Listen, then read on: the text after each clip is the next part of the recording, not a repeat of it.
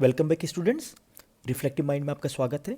हमने previous 2 videos में principles of development के टॉपिक को शुरू किया था। अगर आपने उसको नहीं देखा है तो आई बटन और डिस्क्रिप्शन बॉक्स में उसके लिंक है, आप वहाँ पे जाके उन वीडियो को चेक कर सकते हैं। The next developmental principle is development is relatively orderly. हमने डेवलपमेंट के कंसेप्ट में ये किया था कि डेवलपमेंट प्रोग्रेसिव होता है, ऑर्डरली फैशन में होता है और वो प्रेडिक्टेबल अप्रोक्सीमेशन में हो सकता है। डेवलपमेंट के ऑर्डरली पैटर्न का या डेवलपमेंट के ऑर्डरली का मतलब यहाँ पे क्या हो रहा है? ऑर्डरली का मतलब यहाँ पे हो रहा है कि डेवलपमेंट का एक वेल ऑर्गेनाइज्ड ऑर्डर होता है। अगर हम लोग बात करें 1 2 3 4 5 6, तो इसका मतलब क्या हो रहा है कि 1 के बाद 2 आएगा, 2 के बाद 3 आएगा, या 3 के पहले 2 आएगा, या 2 के बाद 3 आएगा, या 2 के पहले 1 आएगा। और ये डेवलपमेंट के सभी डोमेन्स में ऑर्डरली प्रिंसिपल क्या होता है? लागू होता है, चाहे फिजिकल, कॉग्निटिव या सोशियो इमोशनल। अगर फिजिकल में देखें तो इन्फेंट्स के रिगार्डिंग अगर देखें तो sitting before standing, standing before walking. कहने का मतलब यहाँ पे क्या हो रहा है कि बच्चा बैठने के पहले क्रॉल करेगा, खड़े होने के पहले बैठेगा, चलने के पहले खड़े होगा और दौड़ने के पहले वो खड़े होने की कोशिश करेगा। तो यहाँ पे एक ऑर्डरली आप फैशन देख सकते हैं। बच्चा किसी भी काम को तुरंत नहीं करेगा, हर काम के बीच में एक सीक्वेंस और एक ऑर्डर, हर प्रकार के फंक्शन के बीच में एक सीक्वेंस या आप एक वहाँ पे ऑर्डर देख सकते हो। अगर यहाँ पे कॉग्निटिव लेवल पे देखें तो कॉग्निटिव लेवल पे आपने एक वो सवाल देखा होगा कि एक बच्चा अगर स्क्वायर को नहीं समझ पाता है तो वो रेक्टेंगल को भी नहीं समझ पाएगा। तो यहाँ पे क्या देखा जा रहा है कि जो हमारी जो एक कॉग्निटिव फैमिलियरिटी होती है, हमारी जो एक अंडरस्टैंडिंग होती है, वो 2D शेप के प्रति पहले होती है और उसके बाद 2D से वो 3D की ओर मूव करती है। मैथ्स के यहाँ पे 4 फील्ड का जो स्कूली मैथ्स का जो हमारा है, number, arithmetic, shape, geometry, variables, algebra, और अगर हम इन तीनों को जोड़ दें तो क्या बनता है? हमारा ट्रिगोनोमेट्री बनता है। अगर प्राइमरी क्लास में देखें तो प्राइमरी क्लास में मैथ्स का 2 फॉर्म है, एक है नंबर और एक है शेप। तो नंबर, रिथमेटिक, शेप, ज्योमेट्री। अगर आप इन दोनों को, रिथमेटिक और ज्योमेट्री, इन दोनों को आप जोड़ दें तो क्लास 6 में एल्जेब्रा। रिथमेटिक, ज्योमेट्री और एल्जेब्रा अगर आप इन तीनों को जोड़ दें तो क्या आएगा? ट्रिगोनोमेट्री।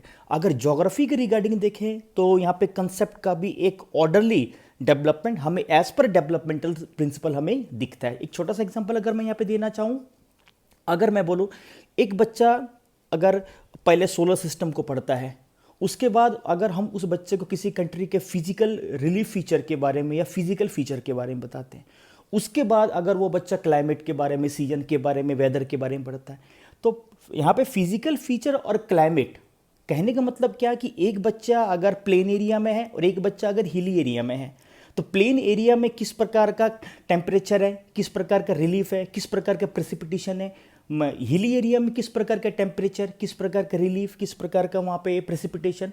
तो जब तक बच्चा एक फिजिकल रिलीफ फीचर को नहीं समझेगा और उससे जुड़े हुए क्लाइमेट को या वहाँ पे क्लाइमेट को, दोनों क्लाइमेट को फिजिकल रिलीफ फीचर के साथ एसोसिएट नहीं करेगा, तब तक उन दोनों जगहों के स्पेसिफिक वेजिटेशन के टाइप के बारे में भी उसकी अंडरस्टैंडिंग नहीं बन सकती है। तो आप हमारे करिकुलम में देखिए कि पहले सोलर सिस्टम के बारे में बताया जाना, physical relief feature, climate, then natural vegetation, फिर सॉइल के बारे में। तो यहाँ पे भी आप कंसेप्ट को आप ऑर्डरली सीक्वेंस में प्रोसीड करते हुए आप देख सकते हैं। अगर सोशियो इमोशनल लेवल पे देखें तो बच्चे की सबसे पहले जो फैमिलियरिटी होती है वो अपने इमीडिएट सेटअप के कंपोनेंट या सबसे पहले फैमिली मेंबर के लोगों के लिए उसकी सबसे पहले होती है, और धीरे धीरे फैमिली मेंबर के लोगों से वो जुड़ते हुए, फैमिली मेंबर से जुड़ते हुए वो फैमिली मेंबर के साथ अपने आसपास के अलग अलग लोगों से वो जुड़ता चला जाता है। तो इसे क्या बोलेंगे? Development is relatively orderly. चलिए, डेवलपमेंट के अगले प्रिंसिपल में है development is a gradual process. इसके पहले हमने, अगर आपको याद होगा, हमने डेवलपमेंटल डिबेट का टॉपिक किया था और उसमें जो एक डिबेट था, एक था nature nurture, then continuity discontinuity, then stability versus change. तो कॉन्टिन्यूअस डिबेट क्या कहता है? कॉन्टिन्यूअस डिबेट कहता है कि डेवलपमेंट एक क्यूमुलेटिव प्रोसेस है, डेवलपमेंट एक ग्रेजुअल प्रोसेस है, डेवलपमेंट एक लाइफ लॉन्ग चलने वाला स्मूथ कॉन्टिन्यूअस प्रोसेस है। यहाँ पे development is a gradual process का मतलब होता है कि जो डेवलपमेंटल चेंज होता है, और कॉन्टिन्यूअस चेंज किसकी बात करता है? क्वांटिटी या क्वांटिटेटिव चेंजेस की बात करता है, और डिसकंटिन्यूअस चेंज क्वालिटेटिव चेंजेस की बात करता है। तो डेवलपमेंट का ग्रेजुअल प्रोसेस क्या कहता है कि डेवलपमेंट एक ही रात में खत्म नहीं हो जाता है। यह डेवलपमेंट हर इंडिविजुअल का लाइफ टाइम चलता है, लेकिन वो ग्रेजुअल होता है, धीरे धीरे होता है।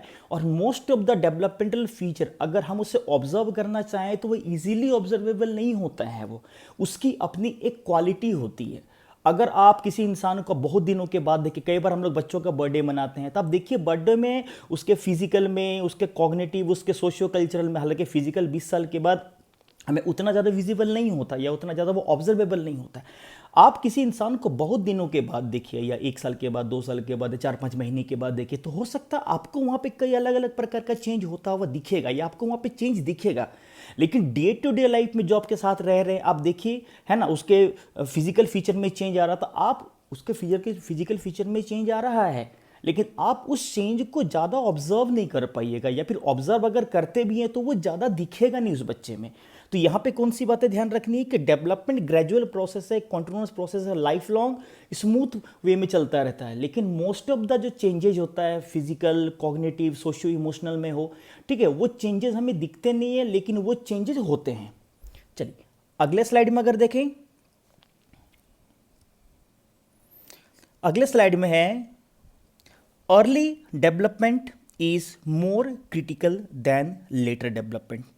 डेवलपमेंटल डिबेट में फिर ये टॉपिक आया था, critical period versus sensitive period. वहाँ पे भी ये बताई गई थी कि पहले क्रिटिकल पीरियड पे ज़्यादा जोर होता था, लेकिन अब हम लोग सेंसिटिव पीरियड की बात ज़्यादा करते हैं। क्रिटिकल पीरियड में क्या था कि एक टाइम के बाद अगर वो पीरियड ओवर हो जाता है तो उस दौरान जो भी डेवलपमेंटल चेंज आता है, वो डेवलपमेंटल चेंज आगे उतना इफेक्टिव नहीं रह पाता है। यहाँ पे उस डिबेट की बात ना करके यहाँ पे simple as a developmental principle कहें तो एक देखिए बहुत अच्छा एक चाइनीज़ प्रोवर्ब है कि अगर कोई भी पेड़ है या कोई भी पौधा है, अगर वो पौधा शुरू में ही अगर इंक्लाइंड हो जाता है, तो जब वो धीरे धीरे करके बड़ा होगा तो वो पूरा पेड़ ही ओवरऑल इंक्लाइंड होगा। यहाँ पे कहने का मतलब यहाँ पे क्या हो रहा है कि अगर अर्ली डेवलपमेंटल पीरियड्स की बात करें, चाहे वो प्रीनेटल फेज में लें या इन्फेंसी या अर्ली चाइल्डहुड या लेटर चाइल्डहुड के फेज को ले, प्रीवियस डेवलपमेंटल पीरियड में किसी भी प्रकार का प्रॉब्लम आता है वो आगे के डेवलपमेंटल पीरियड को भी क्या करता है, अफेक्ट करता है। हमें एक टॉपिक करना है इसके बाद, वो हमें करना है हैवीगस्ट का डेवलपमेंटल टास्क। तो हैवीगस्ट के डेवलपमेंटल टास्क में हैवीगस्ट क्या कहते हैं, वो कहते हैं कि हर एक पीरियड में कुछ डेवलपमेंटल फीचर होता है और उसी डेवलपमेंटल फीचर के अकॉर्डिंग हर एक इंडिविजुअल कुछ टास्क करता है, चाहे फिजिकल, कॉग्निटिव, सोशियो इमोशनल।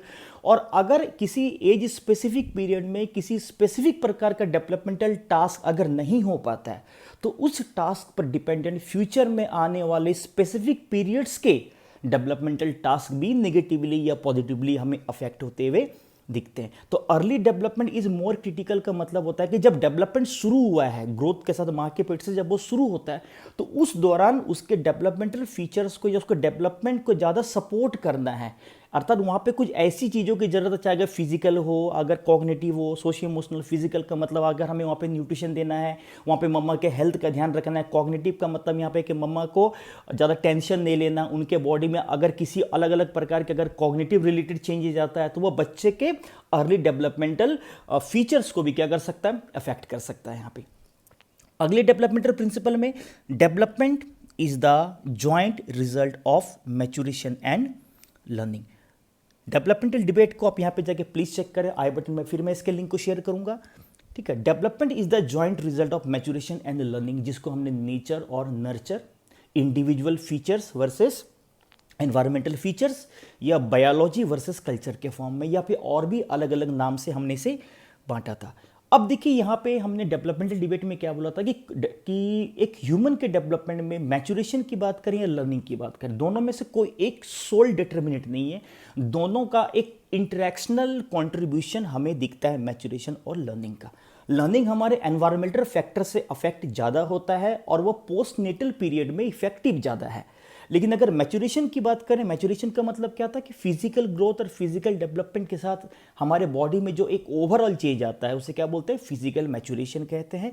और फिजिकल ग्रोथ और फिजिकल डेवलपमेंट के साथ ही फिजिकल मैच्योरेशन भी प्रीनेटल पीरियड से ही शुरू हो जाता है। तो यहाँ पे मैच्योरेशन और लर्निंग में क्या दोनों का कॉन्ट्रीब्यूशनल रोल बच्चे के एक ओवरऑल डेवलपमेंट में एज ए डेवलपमेंटल प्रिंसिपल हमें दिखता है। क्या लिखा हुआ है कि maturation sets limit beyond which development can not progress. हमने क्या बताया था कि मैच्योरेशन हमारे बायोलॉजिकल मेकअप, हमारे जेनेटिक फीचर से, हमारे हेरिडिटरी फीचर से वो ज़्यादा इफेक्टिव होता है या ज़्यादा वो गाइड होता है। बेशक दोनों का रोल है, लेकिन मैच्योरेशन हमारे ओवरऑल डेवलपमेंट को डिसाइड पहले करता है प्रीनेटल पीरियड से, और ओवरऑल डेवलपमेंट के लिए उसमें एनवायरमेंटल फैक्टर को का रोल प्ले करने के लिए वो एक लिमिट भी तय करता है। बेशक मैच्योरेशन और लर्निंग का रोल है बच्चे के डेवलपमेंट में, लेकिन मैच्योरेशन एक लिमिट तय करता है कि एनवायरमेंटल फैक्टर के द्वारा, कॉग्निटिव, सोशियो इमोशनल, एनवायरमेंटल या एनी अदर फैक्टर के द्वारा बच्चे का डेवलपमेंट किस लिमिट तक होगा, इसको डिसाइड कौन करेगा, हमारा मैच्योरेशन डिसाइड। और ये क्या बोलते हैं कि और इसी को अगर लर्निंग के रिगार्डिंग देखें तो वो क्या बोलते हैं कि हर प्रकार के लर्निंग का एक डेफिनिट टाइम टेबल होता है। हम लोग पियाजे में इसे करेंगे।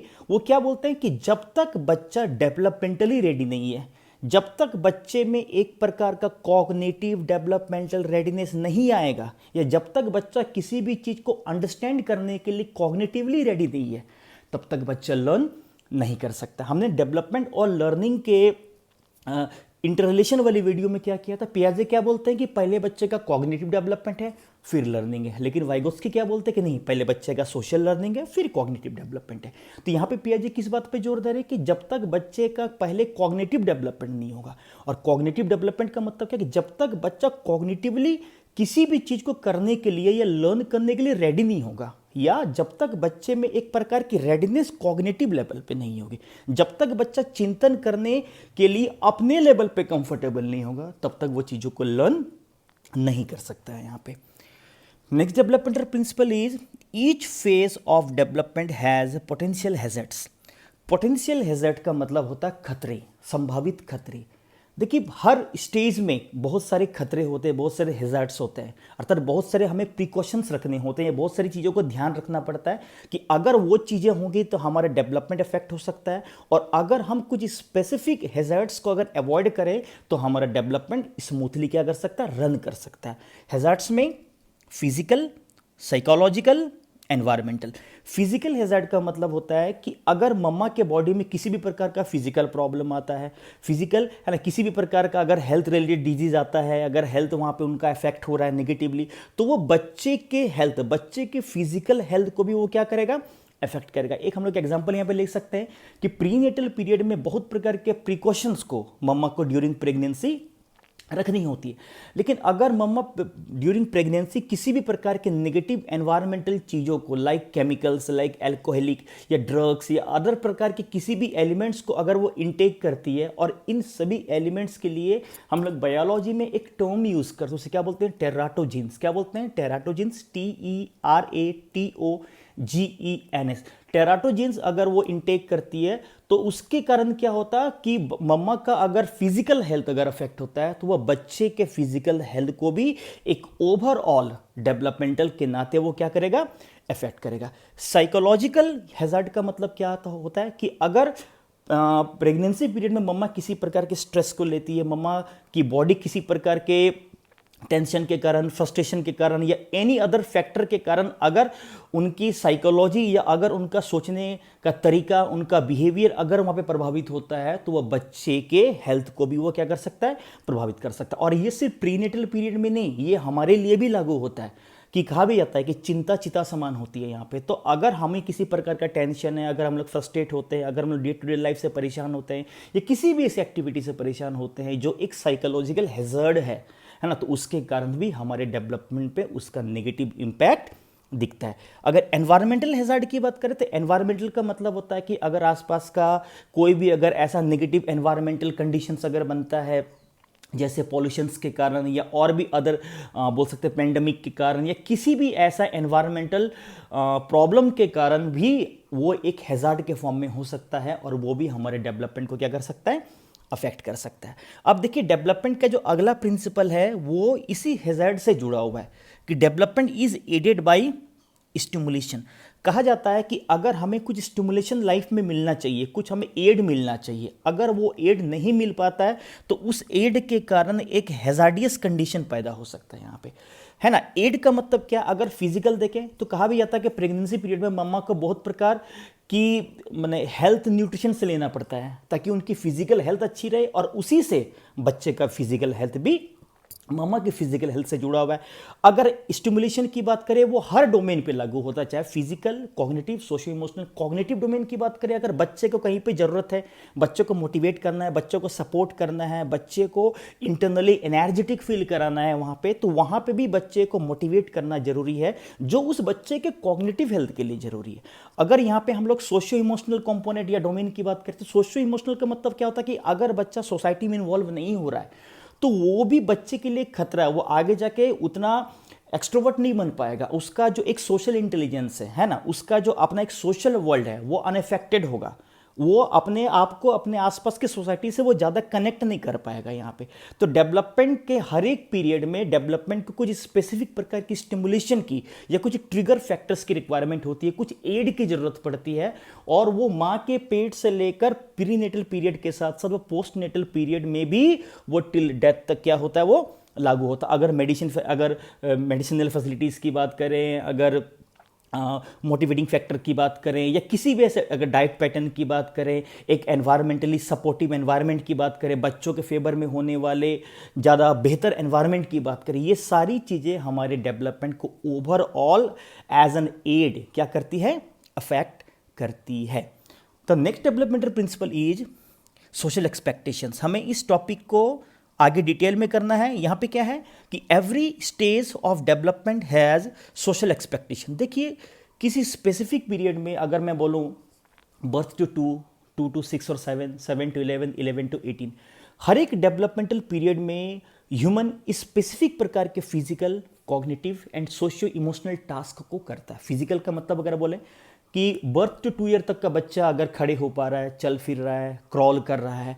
कॉग्निटिव का मतलब होता है कि वो अपने आसपास के वर्ल्ड को समझ रहा है, रिफ्लेक्सिव एक्टिविटीज़ कर रहा है, वो अलग अलग प्रकार की चीज़ों को कर रहा है, समझ रहा है। अपने आसपास के अगर सोशल इमोशनल की बात करें, अपने इमीडिएट जो सेटअप है उसके मेंबर्स से अगर वो कनेक्ट हो पा रहा है, अपने इमोशंस को क्राइंग करके, क्यूइंग करके, बैबलिंग के माध्यम से या किसी भी अदर फॉर्म्स में अगर वो एक्सप्रेस कर रहा है। लेकिन ये एक्सप्रेस कर रहा है, क्यों कर रहा है? क्योंकि हमारी एक एक्सपेक्टेशंस हैं कि उसका एक हेल्दी फिजिकल ग्रोथ और फिजिकल डेवलपमेंट हुआ है, तो वो सर्टेन प्रकार के physical, cognitive, socio emotional task को रिफ्लेक्ट करेगा, और इसी को हम लोग सोशल एक्सपेक्टेशंस कहते हैं। और हैविगस ने इन्हीं सोशल एक्सपेक्टेशंस के लिए जो बहुत ही इंपॉर्टेंट टर्मिनोलॉजी यूज़ किया है, हम उसे ही क्या बोलते हैं, डेवलपमेंटल टास्क या विकासात्मक कार्य कहते हैं। तो डेवलपमेंटल टास्क का यहाँ पे मतलब क्या है कि स्पेसिफिक पीरियड में हमारा physical, cognitive, socio emotional domains में एक डेवलपमेंट होने के कारण हम कुछ स्पेसिफिक प्रकार के डेवलपमेंटल टास्क को करेंगे। हम इस टॉपिक को हैविगस के डेवलपमेंटल टास्क नामक वीडियो में हम डिटेल में रखेंगे।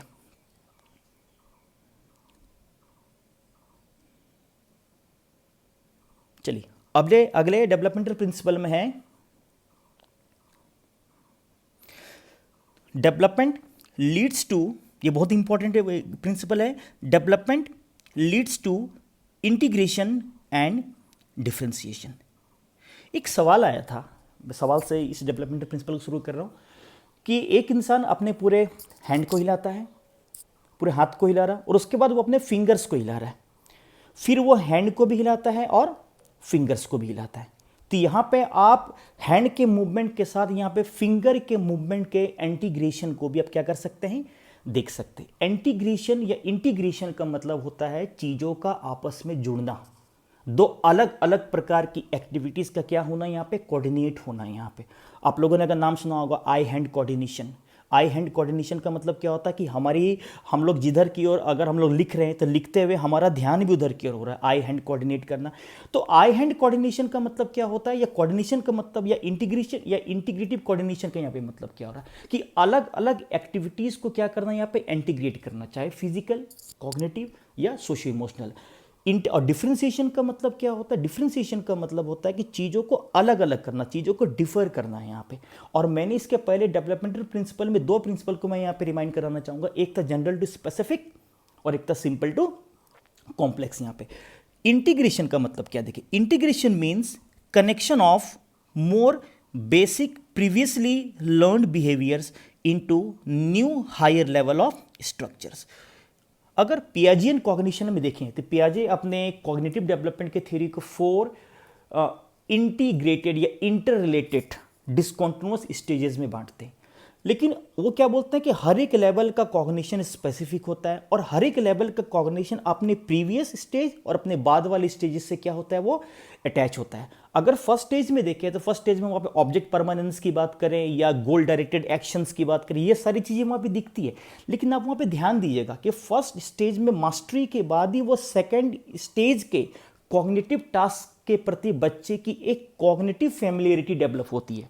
और इसीलिए उसे स्टेज थ्योरी कहा गया कि बच्चा किसी भी स्टेज को डेवलपमेंटल प्रोसेस में स्किप नहीं कर सकता है वहाँ पे। तो इंटीग्रेशन का वहाँ पे आप एक एग्जांपल क्या देख सकते हैं कि फर्स्ट स्टेज में अगर बच्चे का एक ऑब्जेक्ट परमानेंस है, वहाँ पे गोल डायरेक्टेड बिहेवियर है, तो उसके बाद ही वो सेकेंड स्टेज के स्पेसिफिक कॉग्निटिव टास्क को वो क्या कर पा रहा है, यहाँ पे अच्छे से वो कर पा रहा है। यहाँ पे एक सवाल आया था कि एक बच्चा जब शुरुआत में जब विद्यालय में आता तो बहुत ज़्यादा रो रहा होता है, चिल्ला रहा होता है, लेकिन कुछ दिनों के बाद उसके मांसपेशियाँ या उसके कंधे की मांसपेशियाँ वगैरह खिंच जा रही है या तन जा रही है यहाँ पे। अब देखिए इंटीग्रेशन का यहाँ पे एक और एग्जाम्पल क्या है कि हमारा जो अलग अलग प्रकार की जो एक्टिविटी होती है, कॉग्निटिव एक्टिविटी से हम अपने इमोशनल एक्टिविटी को भी कई बार यहाँ पे क्या करते हैं, इंटीग्रेट करते हैं। यहाँ पे एक सवाल आया था कि स्ट्रेस अफेक्ट्स आवर कॉग्निशन, तनाव हमारी समझ या हमारे अधिगम को भी क्या करता है, वो अफेक्ट करता है, लर्निंग अफेक्ट कर रहा है।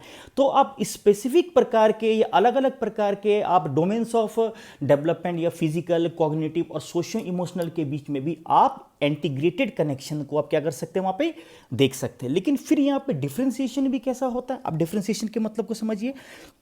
Differentiation means development also involves the progressive ability to make more distinctions among things। जैसे जैसे हमारा डेवलपमेंट होता है, हमारी वेरियस एक्टिविटी में एक प्रकार का इंटीग्रेशन दिखता है, लेकिन अलग अलग सिचुएशन के अकॉर्डिंग, अलग अलग सर्कमस्टेंसेस के अकॉर्डिंग हर एक्टिविटी के साथ हमारा जो बिहेवियर है, हमारा जो इंटीग्रेशन है, वो अलग अलग सर्कमस्टेंसेस में डिफर होता है या वेरी करता है। यहाँ पे एक छोटा सा एग्जांपल अगर यहाँ पे मैं इमोशन के साथ लूँ, यहाँ पे कई बार क्या होता है कि हम तकलीफ में होते हैं, हमें बहुत ज़्यादा तकलीफ हो रही होती है, तो अलग अलग स्पेस के अकॉर्डिंग, अलग अलग सेटअप के अकॉर्डिंग अपने तकलीफ को बयां करने का या अपने इमोशंस को एक्सप्रेस करने का हमारा वे डिफरेंट होता है।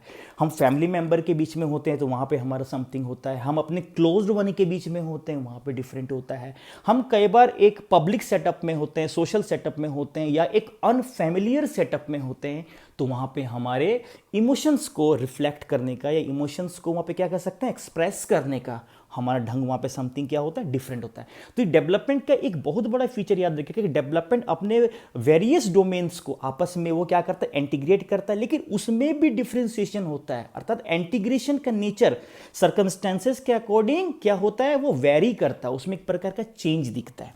नेक्स्ट है development is spiral not linear. ये बहुत इंपॉर्टेंट प्रिंसिपल है, बहुत बार इस पर सवाल आया है, इसको ध्यान से समझिए। Development path is not straight और linear, it is in a particular stage of development a period of rest and consolidation, of development progress. In advancing further development turn back and then moves forward in a spiral pattern। आप इसको एक image के माध्यम से या इसके माध्यम से समझने की अच्छे से कोशिश करिए। यहाँ पे क्या बताया जा रहा है कि डेवलपमेंट लीनियर नहीं होता है, डेवलपमेंट अपने नेचर में कैसा है, स्पाइरल है। अब यहां पे स्पाइरल का मतलब क्या हो रहा है, समझिए ध्यान से। यहां पे स्पाइरल का मतलब, डेवलपमेंट का प्रोसेस शुरू हो रहा है, शुरू होने के साथ ही जो प्रीनेटल पीरियड से शुरू हो रहा है, शुरू होने के साथ ही वो थोड़ी देर के लिए क्या कर रहा है, रुक रहा। रुकने का मतलब स्टॉप नहीं, थोड़ी देर के लिए जो चेंजेस आया फंक्शनल लेवल पे, फिजिकल, कॉग्निटिव, सोशियो इमोशनल, वहाँ पे थोड़ी देर के लिए ठहराव होता है, रेस्ट करता है, उसको कंसोलिडेट करता है, उसको मजबूत करता है। और मजबूत का मतलब क्या कि अभी तक जो चेंजेज आया उस चेंजेज पे जब तक हमारी मास्टरी नहीं होगी, उस चेंज में जब तक हमारा परफेक्शन फंक्शनल लेवल पे as a change overall developments नहीं होगा, तब तक इस चेंज से जुड़ने वाला अगले प्रकार का चेंज भी इफेक्टिवली हमारी बॉडी में शुरू या हमारे कॉग्निटिव प्रोसेस से शुरू या हमारे सोशियो इमोशनल वर्ल्ड से वो अटैच होता हुआ नहीं दिखता। तो यहाँ पे क्या बताया जा रहा है कि डेवलपमेंट शुरू हो रहा है, डेवलपमेंट प्रोसीड कर रहा है, लेकिन एक स्टेज में वो रेस्ट करता है, उसको कंसोलिडेट करता है, उसको स्ट्रॉन्ग करता है, उसको स्ट्रेंथन करता है, और स्ट्रेंथन करने के बाद ही उस पर डिपेंडेंट अगले पीरियड का या अगले डेवलपमेंटल पीरियड का जो चेंज फंक्शनल लेवल से जुड़ता है वो और ज़्यादा स्ट्रेंथन होता जाता है। तो यहाँ पे कौन सी बातें बताई जा रही कि हम इसे स्ट्रेट फॉरवर्ड नहीं मान सकते हैं, ये ऑलवेज एक स्पाइरल फैशन में आगे बढ़ता है। स्पाइरल फैशन का मतलब क्या, ये देखिए, अगर आप स्पाइरल को बनाने के तरीके को अगर आप देखिए तो देखिए यहाँ पे ये बैक हो रहा है, ये बैक हो रहा है, और बैक होने के बाद ये इसको स्ट्रॉन्ग कर रहा है, स्ट्रेंथन कर रहा है, और स्ट्रेंथन करने के बाद ही अगले डेवलपमेंटल पीरियड के लिए सबसे पहले अपने आप को प्रिपेयर कर रहा है, अपने आप को तैयार कर रहा है, ताकि अगले डेवलपमेंटल पीरियड का जो फंक्शन है, जो चेंज है, वो प्रीवियस डेवलपमेंटल चेंजेस से अच्छे से जुड़ा हुआ है या अच्छे से जुड़ सके, ताकि effective developmental function as a change हमें आगे दिख सके। यहाँ पे चलिए, next developmental principle is there are periods in developmental pattern. हम डेवलपमेंटल पीरियड्स को दो ब्रॉड कैटेगरी में कैटेगराइज करते हैं, एक को बोलते हैं प्रीनेटल और एक को बोलते हैं पोस्टनेटल। पोस्टनेटल में देखें तो कौन कौन से हैं, infancy, early childhood, letter childhood and adolescence. अगर आप ध्यान से देखें, ये सारे जो डेवलपमेंटल पीरियड्स हैं, इनको कुछ स्पेसिफिक सिम्टम के आधार पे हमने पीरियड्स में क्या किया, डिवाइड किया। डेवलपमेंटल डिबेट्स में हमने कॉन्टिन्यूअस और डिसकॉन्टिन्यूअस डिबेट की बात करी थी। कॉन्टिन्यूअस डिबेट कहता है कि स्मूथ ग्रेजुअल क्यूमुलेटिव प्रोसेस है, प्रीवियस एबिलिटी में और एबिलिटी ऐड होती जाती है ना। लेकिन अगर डिसकॉन्टिन्यूअस की बात करें तो डिसकॉन्टिन्यूअस डेवलपमेंटल डिबेट या पीरियड क्या कहता है कि डेवलपमेंट कंटिन्यू होता है, लेकिन इसका वो फीचर, वो कैरेक्टरिस्टिक्स जैसा पहले था इन फ्यूचर या इन प्रेजेंट वो उस फॉर्म में नहीं होता है। इसलिए वहाँ पे डेवलपमेंट एक सडन चेंजेस की बात करता है, कैस्केड या स्टेयर केस लाइक स्ट्रक्चर्स की बात करता है। तो यहाँ पे क्या बताया जा रहा है कि डेवलपमेंट एक लाइफ लॉन्ग है, लेकिन प्रीनेटल पीरियड का डेवलपमेंट कुछ स्पेसिफिक डेवलपमेंटल फीचर्स के कारण अलग इस पीरियड का है। इन्फेंसी में something different, early childhood, letter childhood और एडोलेसेंस में हमें डेवलपमेंटल पीरियड्स में कुछ स्पेसिफिक प्रकार के डेवलपमेंटल चेंज हमें देखने के लिए मिलते हैं। चलिए, तो इसके साथ ही जो हमारा डेवलपमेंटल प्रिंसिपल का जो सेगमेंट था, हमारे डेवलपमेंट के ब्रॉडर टॉपिक में जो सब टॉपिकल एरिया था प्रिंसिपल्स ऑफ डेवलपमेंट, वो यहीं पे वाइंड अप हो रहा है। प्रिंसिपल्स ऑफ डेवलपमेंट पे 3 वीडियो बने हैं, आप उन दोनों वीडियोस के जो लिंक है मैं आई बटन और डिस्क्रिप्शन बॉक्स में शेयर कर दूंगा। इस 3rd नंबर वाले प्रिंसिपल ऑफ डेवलपमेंट के वीडियो को और अच्छे से समझने के लिए इसके प्रीवियस वीडियो को आप जरूर देखें और वीडियो को कंप्लीट देखें। कंप्लीट देखने के बाद ही आपकी एक बेहतर अंडरस्टैंडिंग बन पाएगी। I hope principles of development के बारे में आपकी समझ बन पाई होगी। अगला जो हमारा जो वीडियो होगा उस पर हम लोग हैवीगेस्ट के डेवलपमेंटल टास्क को रखेंगे। So thank you so much.